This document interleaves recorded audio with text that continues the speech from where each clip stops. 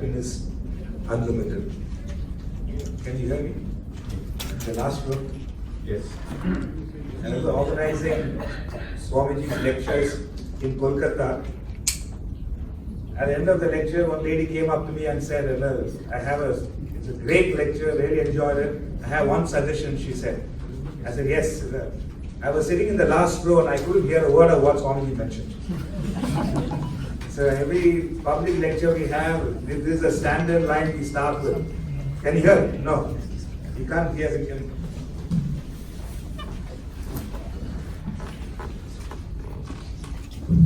Hello. Happiness. I hope most of you are happy. Right. Is it a more audible now? Otherwise, I'll be unhappy at the end of the lecture. 1 hour, 1 hour and a half I speak and hardly they have heard. Some lip movements were there, but I don't know what he was trying to convey. Ramanji, can you hear the last row? Venuji? They are my critics. Ramanji and Venuji, they've been following me for the last 6-7 years. I don't know how, but still, every lecture they are there. So, they are happy. If a person can proceed for 6-7 years, they are happy. Happiness unlimited. In fact, most of us, or if not all, are seeking happiness. The question is, how happy we are. My Guru used to tell us that most of the happiness which we experience is like having a chocolate along with the wrapper.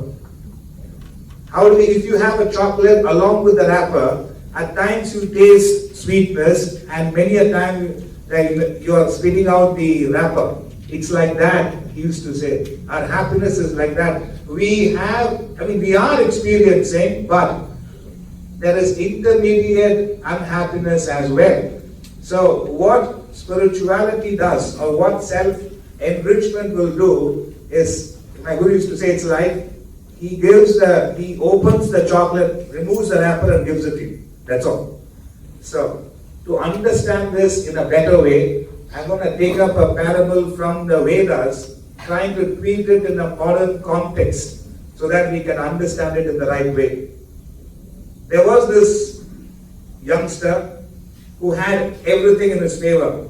Entire world he had, in the sense he had wonderful parents, he was well educated, he was handsome, he was a sports person, he was Mr. Dubai. Don't ask me who that is, it's just a story. And he had everything in his favor, but he lacked one aspect, which is a partner. He didn't have a partner. And he didn't have the contacts of Azra as well to find out who could be a good partner. And then his friends, all of them, he observed that they had a partner, but they were not that happy.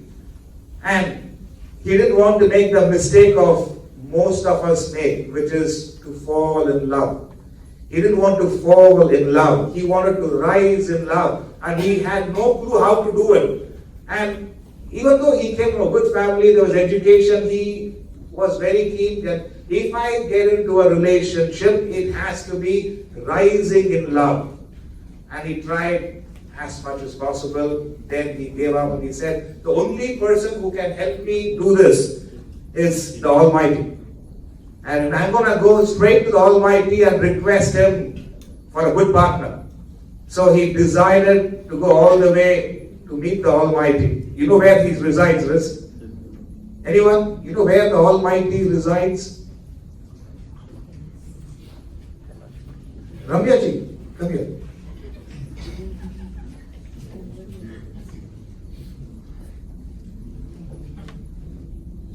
She always wanted to attend my public lecture. One person who's been following my lectures ever since I came to Dubai. So she was not late, but for some reason. So this young man wanted to rise in love. And he thought the only person who can help him was the Almighty. So he went all the way to heaven. That's where the Almighty resides, if you are not aware. He went all the way to heaven to meet God. And when he met God, God was surprised. He said, hey, why are you here? You have great parents, you have wonderful education, you are Mr. Dubai. What makes you come to this place? This is a spiritual rehab. Why are you here? He said, my Lord, it's all your blessing. I have great parents, I'm in good health, I'm well educated, everybody appreciates me, but one aspect I am lacking is I don't have a partner. And I don't want to make the mistake of everyone who are falling in love. I find them, they are miserable. So I want to rise in love, and I don't know how to do it. I seek your guidance. Therefore, he decided to rise in love, and he asked the support of the Almighty, at which God was surprised. He says, of course, how many partners you want? He said, just one, he said. To which God said, Tatastu, meaning your wish is granted. And he was elated and he was about to leave. At the time, God asked him, son, is there anything else you want? He said, just a partner, that's about it. And from heaven, he was hand-dropped and he was skydived. And his mother picked him up. He was very keen. What happened? Because they spent a fortune. They were sending him to the heaven. And while having a conversation, the mother told the son, he said, son, last week there was a charity dinner and we were all there. And he met this girl. She seems to be very, very kind-hearted. You want some water? Kind-hearted. She seemed very kind-hearted and friendly. And I guess you both will make great partners. Why don't you meet up? Why don't you meet up? She suggested. And the guy was the mother's child. He couldn't refuse his mother. So he decided to meet up in Starbucks. They say much more than coffee happens in a coffee shop. Madam, I would request you to sit at the back if you don't mind. It might disturb others. And I appreciate your interest, but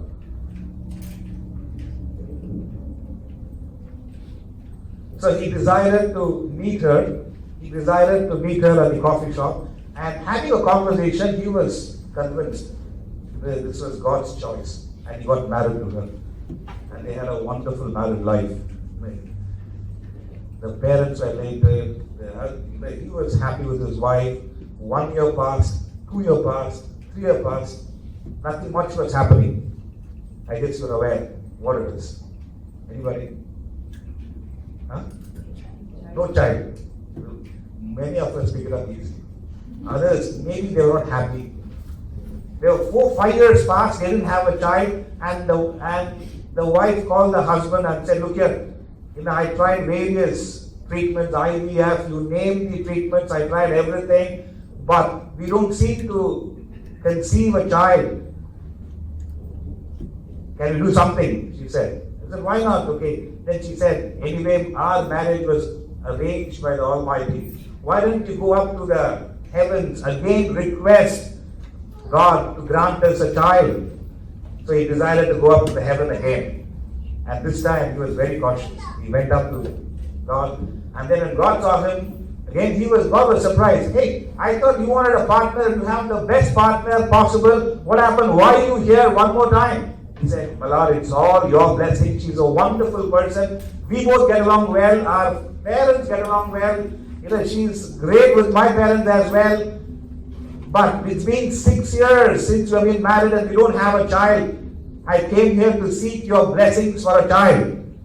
And to which God, he thought, there's something big you want to ask. He said, how many children you want? He said, with the population of the world, 1 child is enough. Boy or a girl? He was from India. Of course, boy. He says. And to which God said, Tatastu, your wish is granted. And he was about to leave. God asked him, son, is there anything else you want? This time he said, please give me 10-15 minutes. Too much of a hassle from Dubai to come to heaven. There are very few direct flights. I need some time. So he was sitting there in the lounge in the heaven. I don't know if you've been there, one of the best lounges ever. Ever. You name the cuisine, you get it. You name the drink, you get it. Everything was available. Well, I was sitting there, having a few drinks and thinking, is there anything else I want? Is there anything else I want? For a couple of hours he reflected and reflected and reflected, and finally went up to God and he said, Lord, all that I need is a male child, that's about it. And from heaven, from there he left and he came back to the same skydive place. He dropped. And his wife picked him up this time. And the wife's face was glowing. She looked very happy. And he said, hey, what happened? He said, guess what? I'm pregnant, she said. And he knew it was God's blessing. And she delivered a male child, a fat baby. The parents were happy, the grandparents were elated. 1 year passed, 2 years passed. The wife calls the husband and says, hey, we seem to have a problem with our son. So what's the problem? Our son seems to be deaf and dumb. And to which he says, why don't you check with the surgeons and get that rectified? And she said, I checked with all the surgeons and they have given up. They said nothing can be done. So what's the choice? It was God's blessing. Why don't you go request God to bless our son with the power to speak and hear? And he decides to go up to heaven. And halfway through, he comes back. And he comes back and the wife is annoyed, upset. So why did you come back? I told you to go to God and request him. He says, he's told his wife, look here, I can go up to God and request him. My Lord, can you please give up our son the power to speak and hear? And he will give that power to our son to speak and hear. Maybe when he's 16, 17, he can abuse us. He can speak nonsense. Again, I have to go up to heaven and ask him, my Lord, can you please put some sense into my son? And he will put some sense into our son. Maybe when he's 23, 24, he can meet with a fatal accident. And I have to go up again and request him, my Lord, nothing should happen to my son. He should outlive us. So he comes back and tells his wife, I don't know what to ask God, he says. I don't know what to ask God. My question to you is, when the young man wanted a partner, is that all what he wanted? He wanted a partner who can produce a child. Is that all what he wanted? He wanted a partner who can produce a child and the child should be healthy. Is that all what he wanted? He wants a partner who can produce a child should be healthy and the child should speak sense. It's ad infinitum, my friends. It's ad infinitum. All that I'm trying to tell you is, what you want now is not what you really want. That's what I'm trying to drive home the point. I'm not here to test anybody's intelligence. If you say, this is what I want, I can prove that that's not what you want, there's something else you want. And if you say, yeah, correct, that's what I want, I can still prove that that is not what you want, there's something else you want. What you want now is not really what you want. Therefore, you got to figure out what you really want in life. And all of us unconsciously are looking for unlimited happiness. Unlimited happiness. The young man thought by getting married he'll be happy. Then by having a child he'll be happy. Then by having a healthy child he'll be happy. So that is the purpose. In fact, that's the pursuit. It doesn't stop with one aspect. So the way my Guru highlights this is beautiful. And when I heard this story 23 years ago, I was stunned. I mean, how many of us have the guts to spend time on this thought? What you want now is not what you really want. Whatever you say, that's why I'm not trying to prove it. Our intelligence here, I'm not trying to have an argument with anybody here. You need to, that's why lectures from others will be of no use unless you lecture to yourself. What you want now is not what you really want. I'm stressing it because at times when you're calm, peaceful, you should reflect on it. If you can reflect on it, and that's why I said you're looking for uninterrupted happiness, unlimited happiness. Now the question is, where is it? Again, take the guidance of my Guru. The way he narrated this experience is, it's very simple, but it conveys a very powerful message. He used to tell us, that was the opening line in many of his lectures. He says, one man picks up a cigarette, derives great pleasure from smoking. Another man detests cigarettes, can't stand smoke. I remember we used to be in the Ananda Himalayas. This guy, when he was he takes up a cigarette and smokes, and then he will leave the smoke in such a way, rings form. He used to do, and rings form. And he was so elated. And I remember I watched him 2-3 times. I said, I went through a long course, 3-year course, plus 2 years I've stayed there for learning about happiness. He picks up a cigarette and he's so elated. I said, must be some special cigarette kind like that. I was coughing for the next 2 hours. So, one man picks up a cigarette, derives great pleasure from smoking, another man can't stand cigarette. One man goes to a lawyer, wants to divorce his wife. There is another man desperate to marry the same person. A cigarette being the same produces pleasure to one, pain to another. A lady being the same produces joy to one, sorrow to another. Therefore, our question to you is, where is the pleasure or pain? Where is the joy or sorrow? If it is in the cigarette, it should give pleasure to everyone. It cannot give pleasure to some and pain to another. If it is there in the partner, it should give joy to the partner, should give joy to everyone. It cannot be that one person, she gives joy, the rest of them it is sorrow. Therefore, the answer is, most of you are aware, but happiness is internal. It's an internal phenomenon. Beautifully highlighted by the German philosopher, Arthur Schopenhauer. He says, it's difficult to find happiness within oneself, but impossible to find it anywhere else. You can see it on the screen. It is difficult to find happiness within oneself, but impossible to find it anywhere else. Why I'm telling you this? All our life, we are trying to find happiness everywhere else except ourselves. You can try and try and try all your life, trying to find happiness everywhere else. You seem to find it. By the time you hold it, it eludes your grasp. It's not there. It looks like it's there. That's why you have a notion it's there, therefore you pursue it. And that's why it says, it doesn't say it's easy. It says, it is difficult to find happiness within oneself. He's not saying easy, but it is impossible to find it anywhere else. I can't imagine how all our lifetime we are pursuing happiness outside us. Outside is an internal phenomenon. We may know it, but we don't know how to approach it. That's the whole discussion today. Most of us, 9 out of 10, we are aware it's internal, but how do we access it? Is there a possibility to retain it?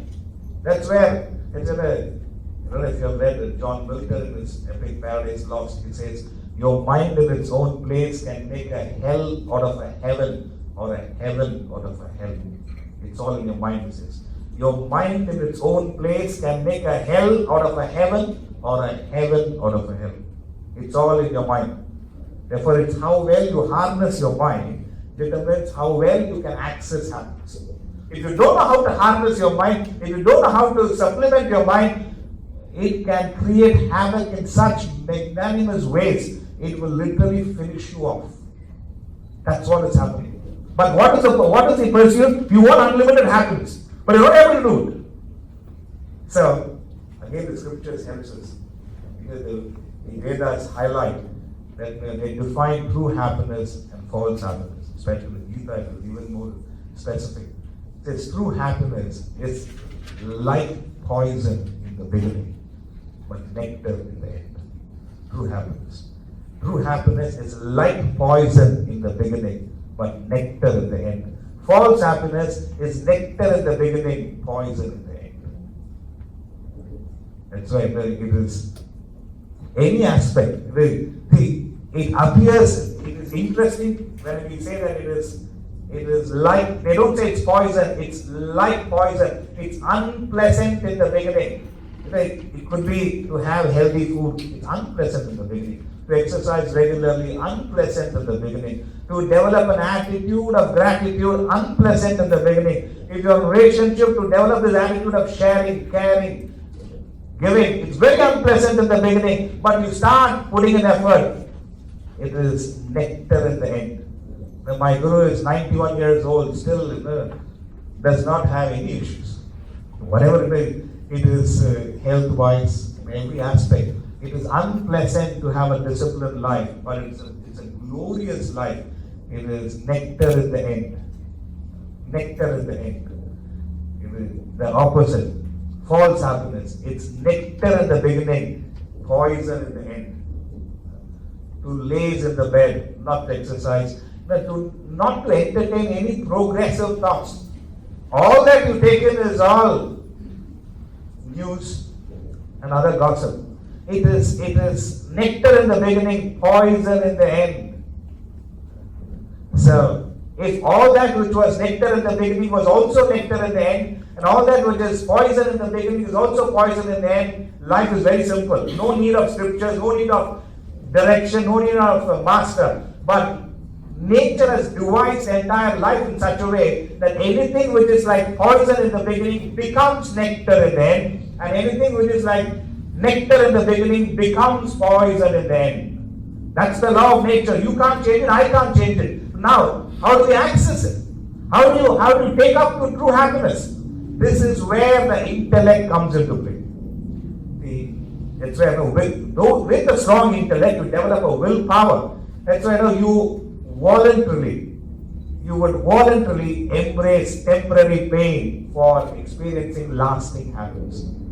This is where spiritual injunction helps us.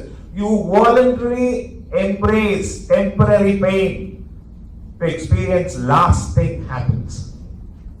If you can do that, I'm telling you, you are on the path to experiencing true happiness. See, that's why willpower, whoever wins the willpower game, wins the game of life.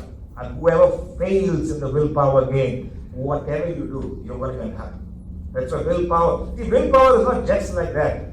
You need a strong intellect. As a result, you embrace temporary pain. Waking up in the morning is unpleasant.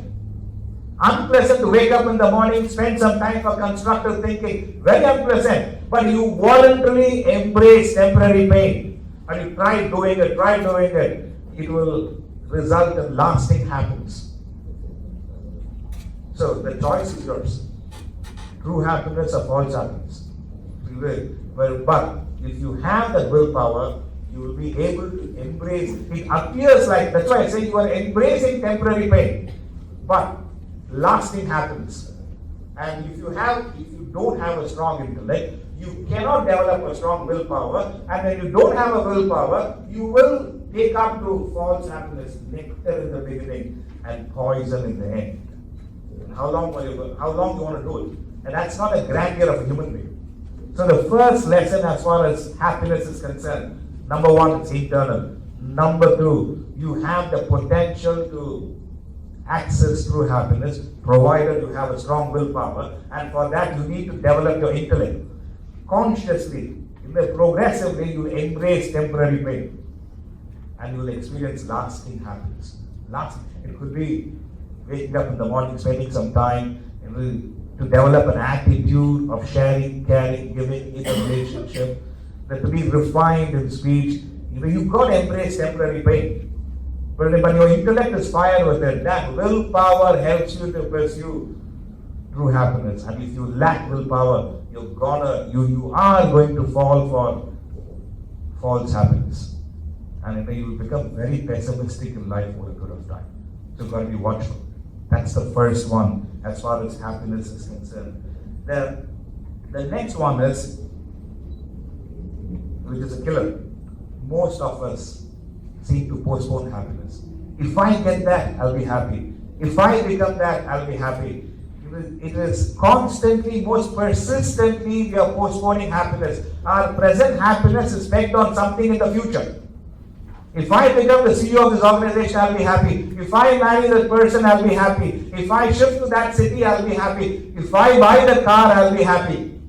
There's nothing wrong. But in the process, what are you trying to do to yourself? You are postponing happiness, which means there is never a present state where you can be happy. Never a present state. Can you imagine how toxic it is? Because you may get that fancy car at a certain stage, again you'll postpone it. You want something else. At that point of time, you want to postpone it. All our life we keep postponing our happiness. That's why you're postponing your happiness, you're postponing life. How many of us are living life? I wish we are living life in the present moment, we are happy. Very few have the potential nor the effort they put in to live in the present moment happily. Well, I remember there was an American went up to Swami Ramanathan and asked him, how can I have all that I please? To which he said, if only you're pleased with all that you have. How can I have all that I please? If only you're pleased with all that you have. Another saying, I had no shoes and complained until I met a man who had no feet. I had no shoes and complained until I met a man who had no feet. I don't know when we are going to learn this lesson. The magic word is contentment. Those who are content in the present can access happiness in the present. If you are not content, God will be. Then nothing can help you. In fact, if you ask even successful people, what I'm seeking is contentment. Contentment does not mean you don't have an aspiration. See, people have a false understanding of contentment. I am in a 2-bedroom apartment, I am very comfortable, I don't want to go any further. That is not contentment. Contentment is you may have an aspiration, but at any point, the present state is one of contentment. And let me tell you, friends, you learn this magic formula, your life is made of contentment. You learn this magic formula, and if it is ingrained in your mind and you pursue it in such glorious ways, I tell you, your life will change, will progress. And you don't have it, but you have everything else. You cannot be content. And everyone, from the lowest strata to the highest position, they are looking for contentment. And we spent years and years reflecting on it. We came up with a formula. I tell you, it works wonders. It works wonders. Whatever we reflect on and bring it up, it's for the entire world. And we're going to share that and tell you that you pursue it, take it up. Your life is different. Your life is completely different. You want to know what it is, right? Contentment. You experience, contentment is an effect. It is something you become, but there is a cause to it. There is a cause which leads to the effect, which is contentment. And you will experience contentment when the 3 factors function in synchronicity. Number 1, gratitude to the past.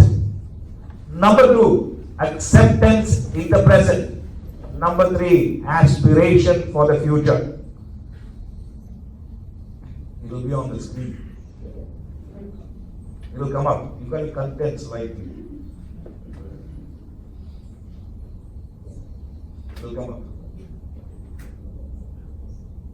So, you experience contentment when 3 factors. Gratitude to the past. They are waiting for you. It will come up. If it is not there, be content that it's not there. I didn't mention to her that particular slide is not there. Really? She said, fine. Now it's even better. You got to reflect on yourself now.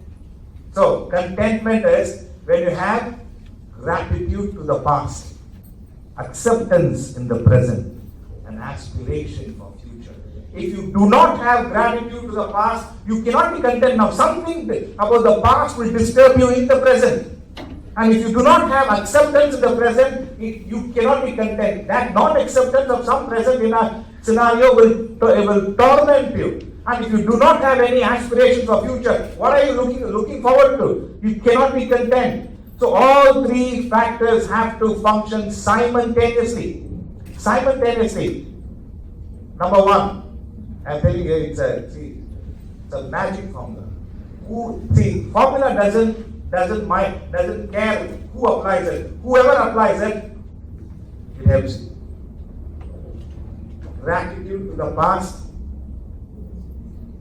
Number 2, acceptance in the present. Number 3, Together. Contentment is gratitude to the past.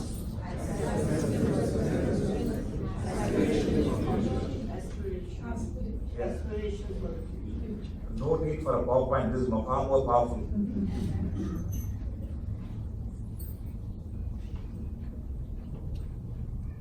Okay, can you imagine? That's why see, you could be staying in a 2-bedroom apartment, but you may aspire for a 10-bedroom villa. But the present state is one of contentment. You could be earning 15,000 dirhams a month, but you want to earn a million dirhams a month, but the present state is one of contentment. See, if you are not content in the present, what is the guarantee you'll be content in the future? That's why I always keep telling, almost 75% of our life is going well. And if you're not content in what is happening, extra 25% is not going to help you. You've got to take it from us. So, to experience happiness in the present moment, you need to experience contentment in totality. Contentment gives you fulfillment. If there is no contentment, there is no fulfillment in life. At any stage in life, it looks complete, it looks right, it looks progressive, it looks useful. That's contentment. That's why this magic formula, when we hit upon it, I thought, you ought to thank the Almighty. Somewhere down the line it comes up. It's 3 aspects. That's really never miss out on the gratitude to the past. Never miss out. Whatever happened, all didn't happen, it's okay. Have gratitude that it didn't happen. And have acceptance in the present. And the aspiration. See, the past, when you refer the past, it's powerful. When you refer the present, it's powerful. When you refer the future, it's still powerful, progressive. What else would be there? How else your life could be? That is when you experience contentment. And therefore, you will never postpone happiness. You cannot postpone happiness. Can you imagine you're attending a lecture, you're happy. After that, you're going we're going to serve lunch, and you're standing there, just about you're going to get the dessert, it got over. Whatever content that others enjoy. Some level of contentment. Or you go down the party, you're getting the car out. Somebody else is blocked, someone else is, another car is blocked, it's standing in front of you. Be content, at least you have a car to drive around. You cannot, the non-acceptance of the present will not make you happy.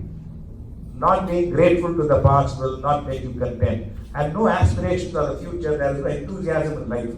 How can you be content? All 3 aspects should function in synchronicity, and you are a different individual together. So one last time together. Contentment is all together. I hope you have an organs of action. Contentment is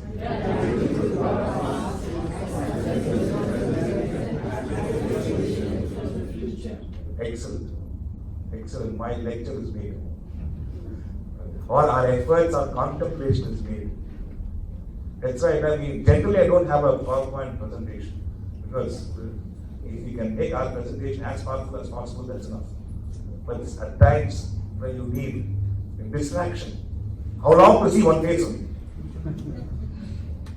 So, you can be, you don't need to postpone your happiness. You can be happy in the present moment. You can be happy in the present moment. The words of Ramatirtha, his one-liners, punch dialogues, even Rajnikant can't match. When they asked him, which is the biggest room in the world? He said, a room for improvement. I thought, you can't get a better answer than that. Which is the biggest room in the world? A room for improvement. How can I have all that I please? If only you're pleased with all that you have. What a state it is. That's why it's a state of contentment, and that state comes in provided you have the 3 aspects, 3 causes together. So, I'm assuring you, first, pursue true happiness. Second, have contentment. Then you're accessing happiness more and more. The third is, there is a mathematical equation for happiness. Any mathematicians here? Nobody except John is James, John, right? No, he'll not raise his hand. Huh? Don't ask me a question. There is a mathematical equation for happiness. And thanks to Swamiji. I don't know how he derives all these things. Easy. We always say we're all great parents. He has created it, we are parenting his ideas. But he used to tell us, even the parent, you need to have some qualities. Thank you, that sounds good. Equation for happiness. I hope we have the slide. If you don't have it, the number of desires fulfilled divided by the number of desires entertained. Number of desires fulfilled. It's at the top. Divided by number of desires entertained. So, if you want to increase happiness, what should you do? I know only one mathematician is here and he's having a throat issue. If you have to work on your happiness, what should you do? Decrease the number of desires. Decrease the number of desires. Number of desires, entertain. Decrease. Just that? You have to do both. You got to fulfill more and you have to entertain less. But is that what you do? You fulfill one desire, 10 more comes up. Initially, all that you wanted was just a car. I have to go to work. Just a car is enough. Now, is it just a car? I don't want to ask you that. Initially, see, we need what you call roof over our head. Is it just the roof? One farmhouse comes in, or a beach house comes in, and then for you to spend time for yourself, one apartment.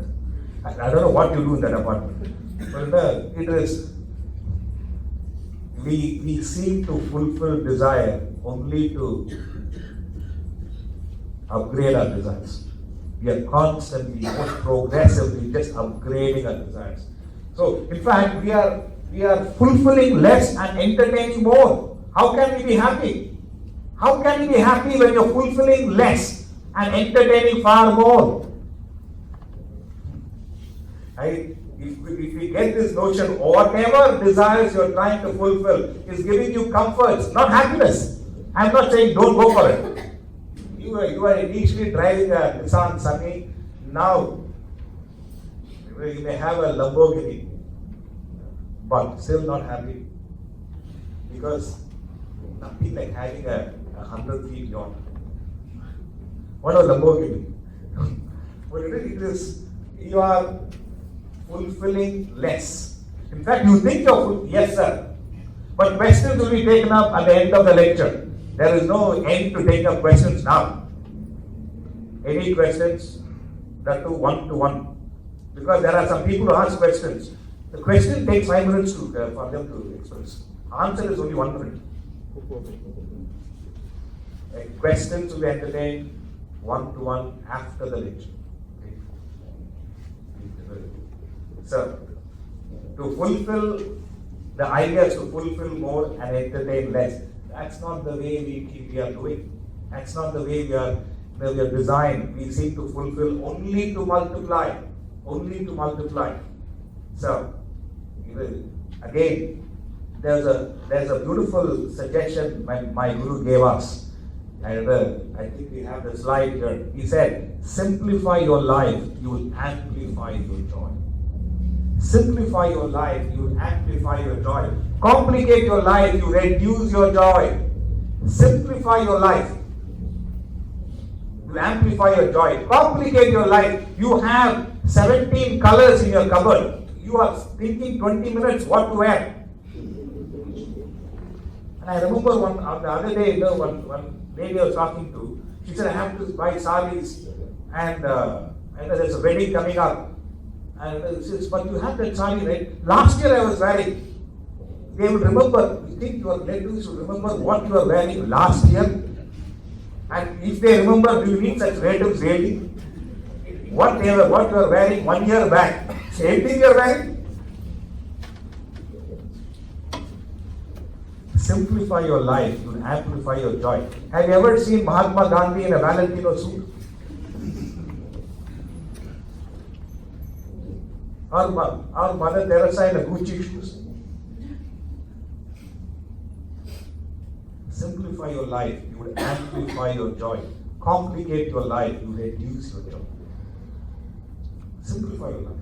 In ways you think is possible, simplify your life. And then you say that, then you have enough and more time and energy to spend on aspects which you can spend on. If you want to spend 1 hour looking at your wardrobe, which one to wear? Complicated life. Not just, that's why I'm telling you. Therefore, there was a beautiful episode which happened in the life of Henry Ford. Henry Ford Sr., the founder of the Ford Company, and his son Henry Ford Jr., both of them went to Atlanta for a conference. And Henry Ford Jr., the son, was staying in the most expensive room in the hotel, while Henry Ford Sr., the founder of the Ford Company, was staying in a standard room. They were there for 4 days for a conference, and they were about to check out. And the general manager of the hotel was furious.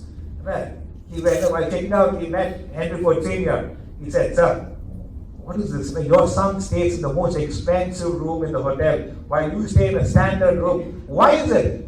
Why is it he stays in an expensive room and you are in a standard room?" To which he said, "His father is a very rich man. My father was not." His father is a very rich man. My father was not. Then he's used to a certain lifestyle. He can't come down. And I'm used to a simple lifestyle. For me, a hotel is a place to rest. I come from a conference, I just lie down. For me, a standard room is enough. But this guy is used to a certain lifestyle. So for him, he cannot stay in any other room. His father is a very rich man. My father was not. Simplify your life, you will amplify your joy. Complicate your life, you will reduce your joy. And that's why the happiness equation, the number of desires fulfilled divided by the number of desires entertained. So you've got to work on both ways. You've got to entertain desires which will help you to fulfill more. That kind of desires you should have. If you entertain a desire which helps you to fulfill more, you can't entertain a desire which helps you to grow more desires on it. I am not saying don't have ambition here. That's why when we discuss contentment, aspiration is important. But not merely pursuing desires. And for what? Somebody, they wanted to give me one Louis Vuitton. Dolce & Gabbana. I said, why would I wear somebody else? I wear Sri and Sarita, I said. Why? Everybody will be thinking, what is Sri and Sarita? I've never heard of this brand at all. Why should I promote Dolce & Gabbana? Simplify your life. In your own interest. Otherwise, how are you going to access happiness? Simplify life. See, the words of Mahatma Gandhi. He said, beautiful, but it looks very strong, very rude. He said, any fool can find Shanti in Shanti. Shanti means peace. Any fool can find peace in peaceful circumstances. Go for a meditation class, sit down, everything is quiet. And then the dim lights, and you're actually tired. And little bit you close your eyes, you've gone off to another state of consciousness. After 40 minutes, wake up. So now come out of your meditation, you're coming out of sleep actually. And then after that, what a time. It really is magical. It's become a joke now, meditation. Meditation is the most intensive spiritual practice. It's become a mind relaxation process these days. I'm not getting into it now because you'll be unhappy. You think you're sleeping better because of meditation. So, any fool can find Shanti in Shanti. But you've got to be a person of caliber to find Shanti in Ashanti. This is. Prefixing any Sanskrit word means non. You've got to be a person of spiritual wisdom to find peace in non-peaceful circumstances. That's why it says any fool can find Shanti in the Himalayas. But can you find peace in Shadeside Road? While driving there, there's a traffic. Can you find peace there? Then you are of a certain caliber. It's no use running away to the Himalayas, sitting on the coast and posting it on Instagram. 100 likes. Internally gurgling. 100 desires, and when is it going to get fulfilled? But outside, any fool can find Shanti in Shanti. But you've got to be a person of caliber to find Shanti in Ashanti. So make sure you work on it. Seriously, I'm telling you. It's no joke. And you see, that's why the more and more you work on yourself, the easier it becomes. See, the expression of happiness, you need to know, and you need to be inspired by expression of happiness. Expression of happiness, genuinely you're happy, you're putting all this effort. Expression is, there will be a genuine smile. How many of us can genuinely smile? I'm not talking about the air hostess smile. Welcome. There's someone lady, did you look at me? Welcome, she's not welcome. And I looked at her. She was surprised, what happened? And within a nanosecond it clicks. Any air hostess here, please. I'm not against it, because some air hostess attend my lectures. So she laughs at it. Maybe she's traveling today, flying today, smilingly flying. How many of us can smile genuinely? Laugh our heart out. Laugh, genuinely laughing our heart out. We are like, the present is a sick generation. We're laughing at others. How pathetic our life is. We laugh at others and we never laugh with others. If you are getting into that habit of laughing at others, I tell you, if you are in a scenario like that, remove yourself from it. You should never ever laugh at others. You should laugh with others. Expression of happiness. Can you be happy for others' success? Genuinely happy for others' success. Very happy that you got this promotion. Very happy you got a great partner in life. Very happy you got this new car. Genuinely, you tell people, they're surprised. The maximum you can say is, I don't know, one smiley you said. Because you are actually not happy conveying it. One smiley. Some of the smileys don't even understand. So, expressions of happiness. You can make out, that's why Mother Teresa made a statement, if you can't give anything, at least give a smile. If you can't give anything, at least a smile. Can't you give a smile? And an expression of happiness. It's fascinating. That's why you got to be inspired as to what happiness will do to you. Then probably you would put in effort. We are not inspired. You are keen on working on fulfilling the desire without even knowing that you're going to extend the desire. You're going to upgrade the desire. So, it's a beautiful scenario. Like, if only you see, no wonder Henry Ford created such huge organizations. I thought when I read that, it was what a statement. He said, his father is a very rich man. My father was not. It conveys the entire value system. The last one I want to discuss is, this is a killer. Our happiness is dependent on objects and things over which we have zero control.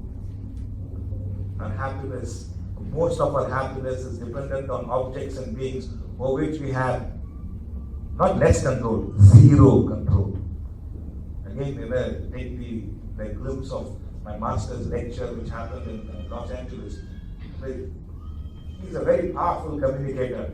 In one of those lectures on happiness, he said, in a large congregation, he said, can anyone in this congregation throw up their arms and say, I am peaceful, I am happy? Is there anybody who can claim themselves to be completely happy?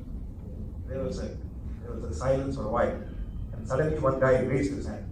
I'm a very happy person. I said, really? That's wonderful to know. Can you give us your reasons for happiness? He says, I enjoy my work. I have a lovely partner. I have 2 great kids. Got a fantastic villa. And last week I bought a brand new Lamborghini. I'm a very happy person, he said. I remember my master telling me, it was wonderful to hear that. Now after the lecture, when you go to your parking lot and you find your Lamborghini is stolen, would you say the same thing? You said, maybe not, but in the United States, anything and everything is insured. I'll get the money back. Okay. You are driving in your Lamborghini to your villa, and when you reach there, you find your villa is gutted by a major fire accident, and a few of your family members are rushed to the hospital. Will you say the same thing? He said, if something happens to them, I'll be devastated. I'll be finished. He said, I'll be finished if something happens to them. Therefore, he said, the present happiness which you claim, which you're glorifying, is completely, totally dependent on objects and things over which you have zero control. If things go your way, you're happy. If things go against your way, you're unhappy. Therefore, if you claim to be happy, understand things are in your favor. And things cannot be in your favor all the time. So what are you doing about that dependency on happiness? That's why the entire section is on that. I'm not being pessimistic here, friends. And all that I'm saying is, the knowledge which we discuss week after week, if you have seen it on the screen, we have 3 lectures every week on Tuesdays, Wednesdays, and Fridays. Entire aspect is to prepare yourself.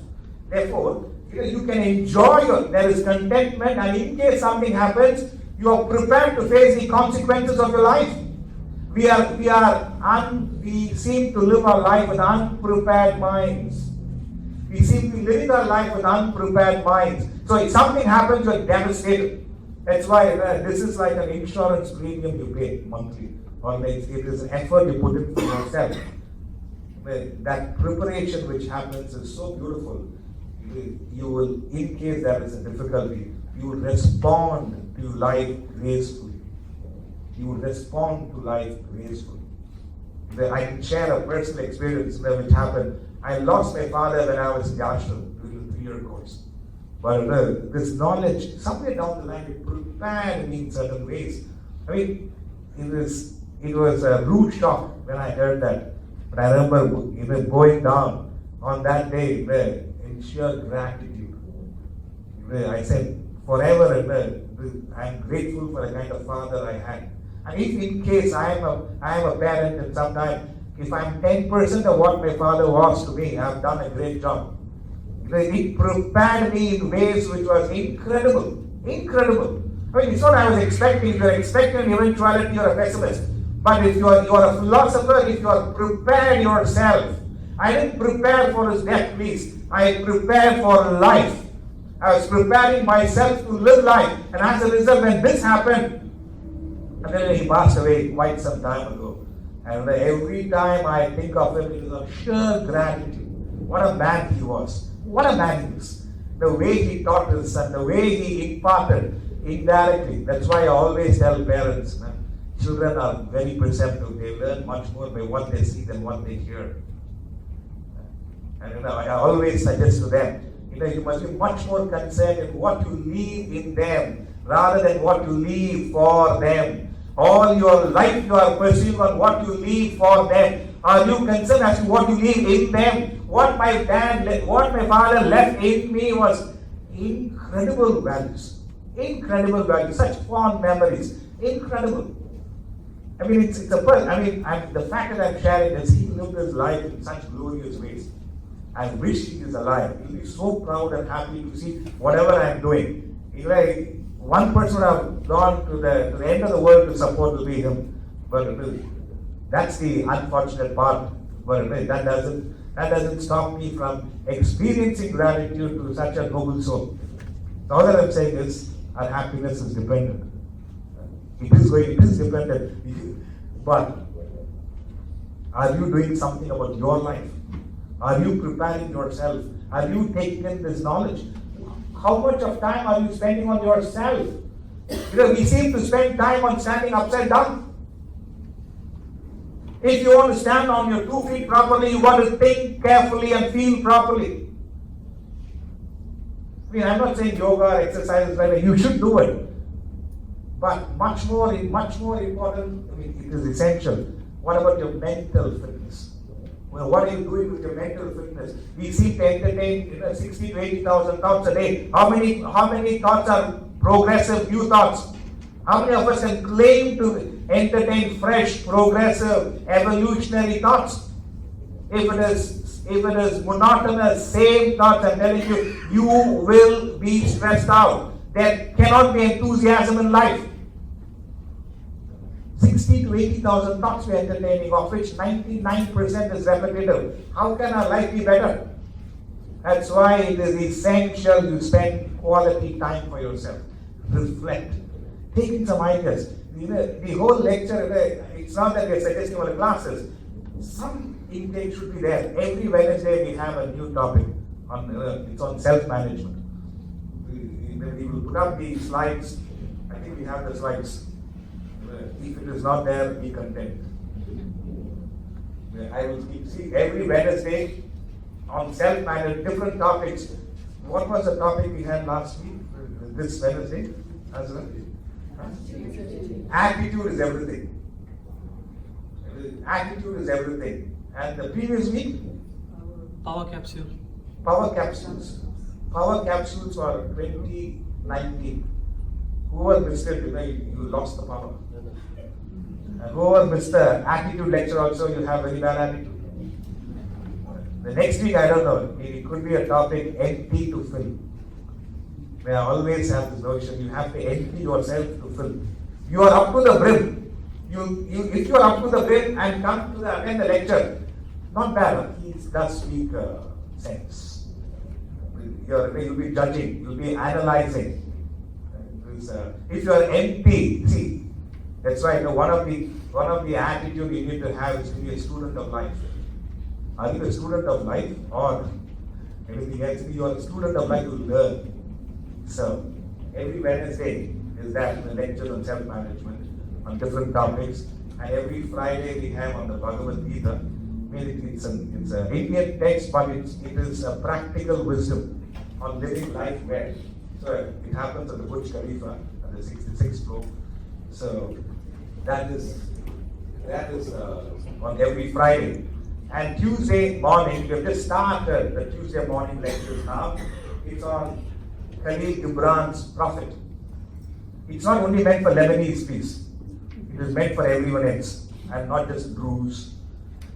It is for everyone. One of the best books I ever read. I still consider my Swamiji's works as the best works ever.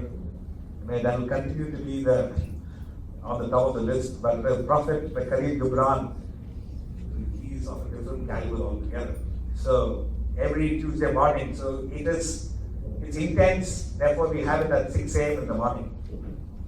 I know there are quite a few, not many would have seen 6 a.m. So 6 a.m. in the morning to 7:15, that is on the morning lectures. And then every Saturday we have children's sessions, liberal education classes, conducted by my wife. I'm trying to promote her activities as well. Otherwise, I'm in trouble. You spoke about your classes, but not about mine. I'm joking. So, children from age of 10 and above till 70 is accepted. From age 10 to 70. Because quite a few people says, I have 3 kids, one lady told me. I thought only 2, husband including. 3 kids. So, every Saturday, sessions on children. So these are the activities we have, it's meant for all. And all that I'm saying is, none of the knowledge we discipline is ours. It's from all the masters. So they say, God helps who help themselves.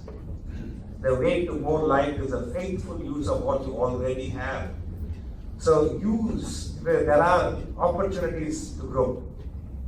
All that you need is an attitude of a student, an attitude of being a student of life. Then you will make yourself available to take in the highest of knowledge. And once you take it, I'm telling you, life is glorious. It's a monumental opportunity to raise ourselves. See, how many of us even consider that being born as a human being is a blessing? You have no idea. Being born as a blessing. We don't consider it as a blessing because the dilemma of choice you have and the messed up choice you have gone into, it has created enough and more trouble. But all these masters highlighted, just to be born as a human being is a blessing. Because you know why it's a blessing? Whatever your life was till now, you can change with one particular choice. You could have been the worst person till now. With one choice, you can alter your life, which no other creature has the potential. A human being alone is given this great opportunity. It's a fabulous blessing, whatever your past is. You can alter it with one choice and progressively using it in the right way. I tell you, you are a blessing. So there's a saying, every saint had a past and every sinner has a future. Every saint had a past and every sinner has a future. You can remain to be a sinner, or you can transform yourself into a great saint. The choice is yours. The choice is yours. I can only highlight it, and we create opportunities for you to learn. And whoever learns, puts an effort, is there, and then learns. You're a different individual altogether. And then in 6 months, in the way Ramajita puts it, I wish I can say the same spirit, that anyone comes in terms with the wisdom we share is sure to face reality on its faces. And all their problems will be dispelled. So, why I'm telling you this? He gave this beautiful scenario. Why people are faltering life? And he gave this scenario. It's a simple experiment. Imagine I call a little child in your home, and I have in one hand a handful of Godiva chocolates, the best of chocolates. I have in one hand. Another hand I have 50,000 dirhams. I call your child, little child, and you are standing behind me. The parent is standing behind me. And I call the little child and ask the child, says, son, pick up whatever you want.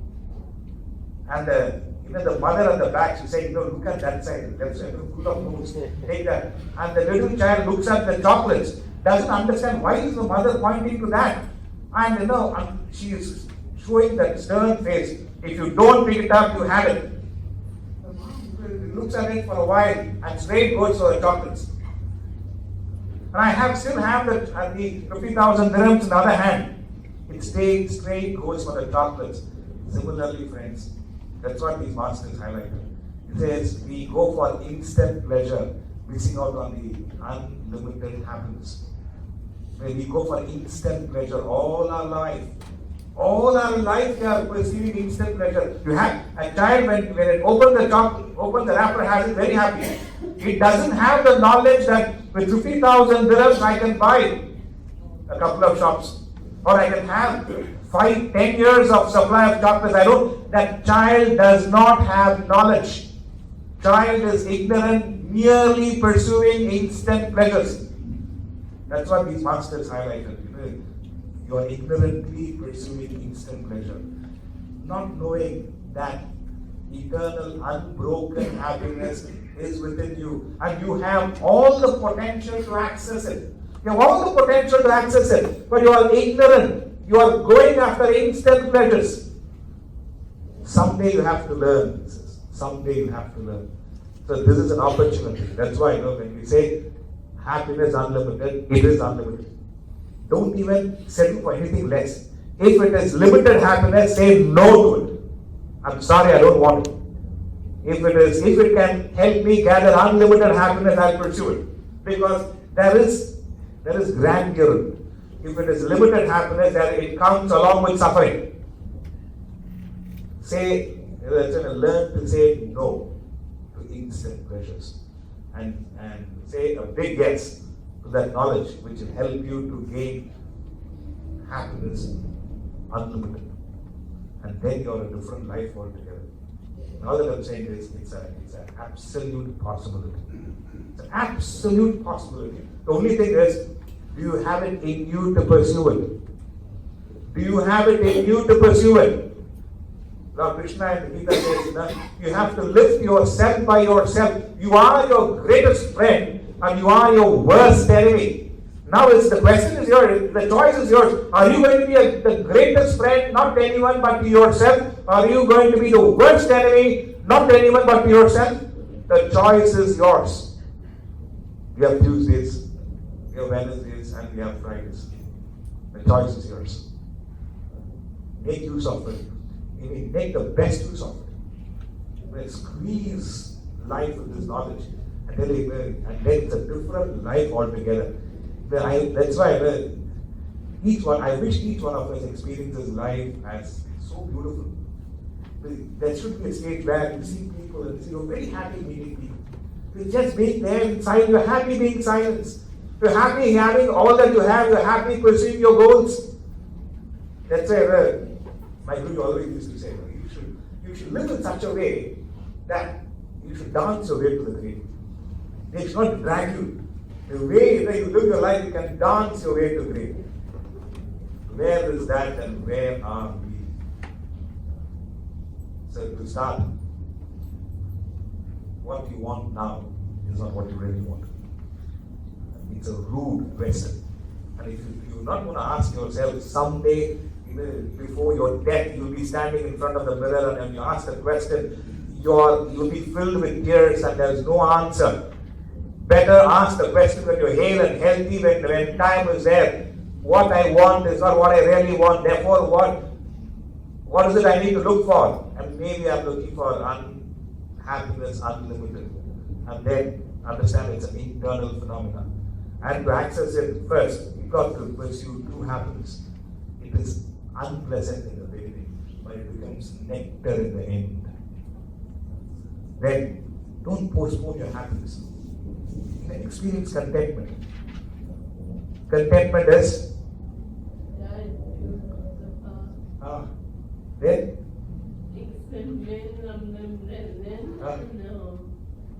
aspiration for the future. excellent.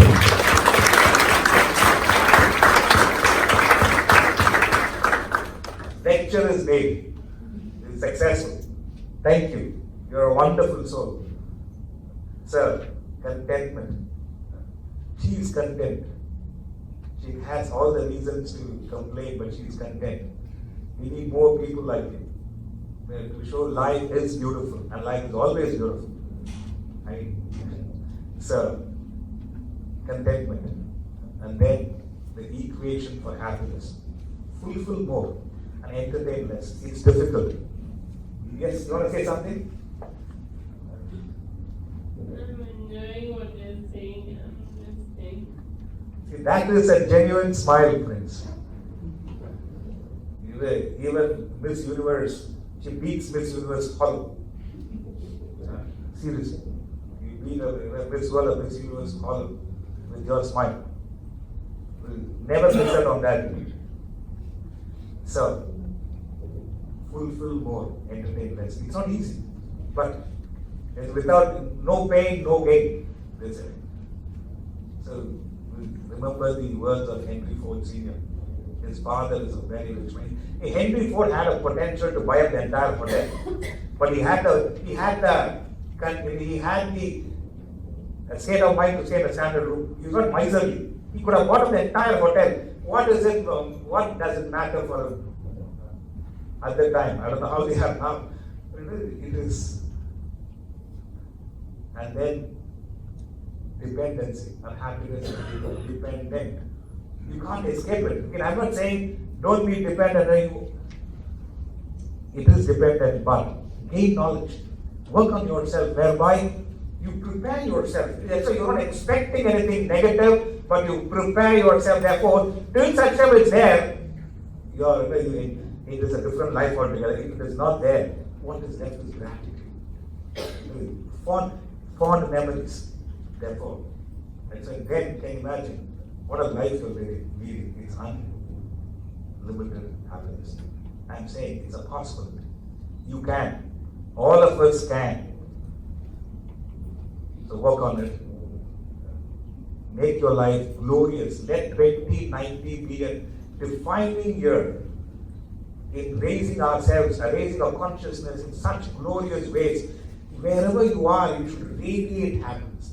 The smile, your presence, the way you speak, the way what you do, it should radiate happiness. It should bring such peace and joy to anyone and everyone. Now that I'm saying this, come, join. It's a beautiful race. In this race, everyone wins. There's no loser. Thank you.